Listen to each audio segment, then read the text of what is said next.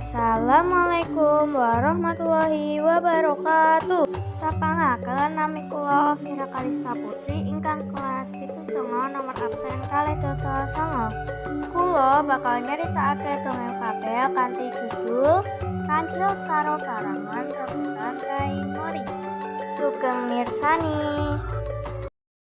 Dek jaman biyen ana kancil karo karangan agipadu nang pinggir kali daerah Kauman. Cah loro kuwi nemu kain mori putih sing ceblok saka jemuran pengrajin batik.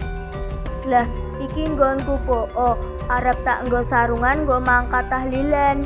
Jare kancil karo narik kaine nganggo sikile sing tring dinas. Karangan ora gelem kalah. Dheweke ngetokke kuku landhepe banjur nggondheli kaine kuat-kuat. Ora iso, iki arep tak nggo kemul mergo hawa Pekalongan aki adep nemen lho. Garangan mripate mencorong.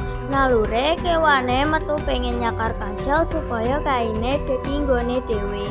Pas isih tarik-tarikan nganti kaine meh suwe, ana manuk kutilang mencelok nang pangwit. Woi, aja padu bae, kain kuwi dudu nggo rebutan, nanging nggo dadi karya seni. Nek suwe, kabeh malah ora oleh bagian lan ngerusak rejekine wong batik. Jare kutilang karo ngoceh seru. Kancil karo karangan banjur meneng, ngerasa isin mergo tumindake sing serakah malah meh ngerusak barang sing dadi ciri khase kutha Pekalongan. Nalure gelute ilang diganti rasa sadar yen rukun kuwi luwih utama.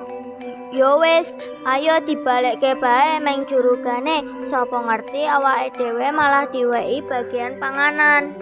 Jare kancil. Akhire kain mau dibalekke kanthi apik. Wong batik mau seneng banjur ngekeki kancil lan garangan sisa sega megono sing sedhep nemen. Cerita iki dadi penginget yen dadi kewan utawa manungsa nang Pekalongan kuwi kudu iso njaga kerukunan lan warisan budaya. Dudu malah sikut-sikutan nggo kepentingan dhewe. Cekap semanten ingkang kula matur suwun. Wassalamualaikum warahmatullahi wabarakatuh. Bye bye.